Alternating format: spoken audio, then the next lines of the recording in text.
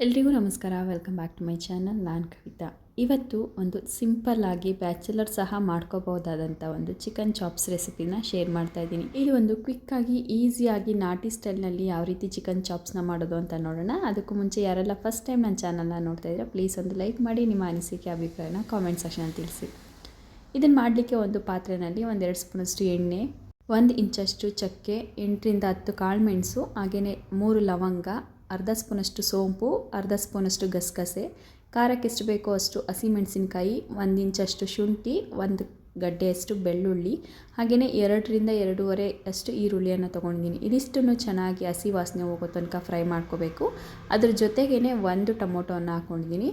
ಸ್ವಲ್ಪ ಅರ್ಧ ಕಪ್ಪಷ್ಟು ಪುದೀನ, ಅರ್ಧ ಕಪ್ಪಷ್ಟು ಕೊತ್ತಂಬರಿ ಸೊಪ್ಪು, ಇದನ್ನು ಹಾಕಿ ಚೆನ್ನಾಗಿ ಹಸಿ ವಾಸನೆ ಹೋಗೋ ತನಕ ಫ್ರೈ ಮಾಡ್ಕೋಬೇಕು. 5 ನಿಮಿಷ ಚೆನ್ನಾಗಿ ಫ್ರೈ ಮಾಡ್ಕೊಂಡ ನಂತರ ತಣ್ಣಗಾಗೋದಕ್ಕೆ ಬಿಟ್ಟು ಆನಂತರ ಮಿಕ್ಸಿ ಜಾರ್ಗೆ ಆ್ಯಡ್ ಮಾಡ್ಕೊತಾ ಇದ್ದೀನಿ. ಅದ್ರ ಜೊತೆಗೇ ಒಂದು 8ರಿಂದ 10 ಗೋಡಂಬಿಯನ್ನು ಸೇರಿಸ್ಕೊತಾ ಇದ್ದೀನಿ. ಇದನ್ನು ನೆನೆಸಿ ಕೂಡ ಹಾಕ್ಕೋಬೋದು ಅಥವಾ ಹಾಗೇನಾದರೂ ಹಾಕ್ಕೋಬೋದು. ನಾನಿಲ್ಲಿ ಒಂದು 8 ಗೋಡಂಬಿಯನ್ನು ಒಂದು ಅರ್ಧ ಗಂಟೆ ಮುಂಚೆ ನೆನೆಸಿಟ್ಟು ಅದನ್ನು ಸೇರಿಸ್ಕೊತಾ ಇದ್ದೀನಿ. ಗೋಡಂಬಿ ಹಾಕೋದ್ರಿಂದ ನಮಗೆ ಕ್ರೀಮಿನೆಸ್ ಸಿಗುತ್ತೆ, ಟೇಸ್ಟ್ ತುಂಬಾ ಚೆನ್ನಾಗಿರುತ್ತೆ. ಚೆನ್ನಾಗಿ ರುಬ್ಕೊಂಡ ನಂತರ ಒಂದು ಪಾತ್ರೆಯಲ್ಲಿ ಸ್ವಲ್ಪ ಎಣ್ಣೆ, ಕಸ್ತೂರಿ ಮೇಥಿ, ಹಾಗೆಯೇ ಸೋಂಪು, ಚಕ್ಕೆ, ಲವಂಗ, ಇದಿಷ್ಟು ಓಲ್ಡ್ ಸ್ಪೈಸಸ್ ಏನಿರುತ್ತೆ ಅದನ್ನು ಬೇಕಾದ್ರೆ ಆ್ಯಡ್ ಮಾಡ್ಕೋಬೋದು, ಬೇಡ ಅಂದರೆ ಸ್ಕಿಪ್ ಮಾಡ್ಬೋದು.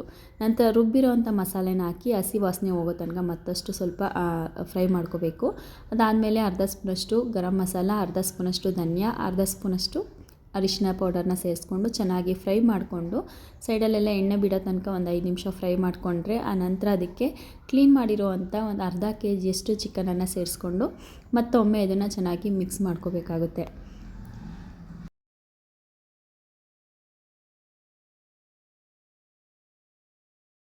ಚೆನ್ನಾಗಿ ಮಿಕ್ಸ್ ಮಾಡ್ಕೊಂಡ್ಮೇಲೆ ನಿಮಗೆ ಗ್ರೇವಿ ಯಾವ ಕನ್ಸಿಸ್ಟೆನ್ಸಿಗೆ ಬೇಕೋ ಅಷ್ಟು ನೋಡಿಕೊಂಡು ನೀರನ್ನು ಬೇಕಾದ್ರೆ ಆ್ಯಡ್ ಮಾಡ್ಕೋಬೋದು ಅಥವಾ ಡ್ರೈ ಆಗಿ ಕೂಡ ಮಾಡ್ಕೋಬೋದು. ಇಲ್ಲಿ ಚಪಾತಿ ಹಾಗೆ ರೈಸಿಗೆ ಮಾಡ್ತಾ ಇರೋದ್ರಿಂದ ಸ್ವಲ್ಪ ಕ್ರೀಮಿಯಾಗಿ ಗ್ರೇವಿ ಬೇಕಿತ್ತು, ಹಾಗಾಗಿ ಸ್ವಲ್ಪ ನೀರನ್ನು ಸೇರಿಸಿದ್ದೀನಿ. ಸುಮಾರು ಒಂದು ಅರ್ಧ ಗ್ಲಾಸಷ್ಟು ನೀರನ್ನು ಹಾಕಿದ್ರೆ ಸಾಕಾಗುತ್ತೆ. 10ರಿಂದ 15 ನಿಮಿಷದೊಳಗೆ ನಮಗೆ ನಾಟಿ ಸ್ಟೈಲ್ನಲ್ಲಿ ಚಿಕನ್ ಚಾಪ್ಸ್ ರೆಡಿಯಾಗೋಗಿರುತ್ತೆ. ಇದು ಇವತ್ತಿನ ಸಿಂಪಲ್ ರೆಸಿಪಿ. ಈ ರೆಸಿಪಿ ನಿಮ್ಗೆ ಏನಾದರೂ ಇಷ್ಟ ಆಗಿದ್ದರೆ ಪ್ಲೀಸ್ ಒಂದು ಲೈಕ್ ಮಾಡಿ, ನಿಮ್ಮ ಅನಿಸಿಕೆ ಅಭಿಪ್ರಾಯನ ಕಾಮೆಂಟ್ ಸೆಕ್ಷನಲ್ಲಿ ತಿಳಿಸಿ. Thanks for watching.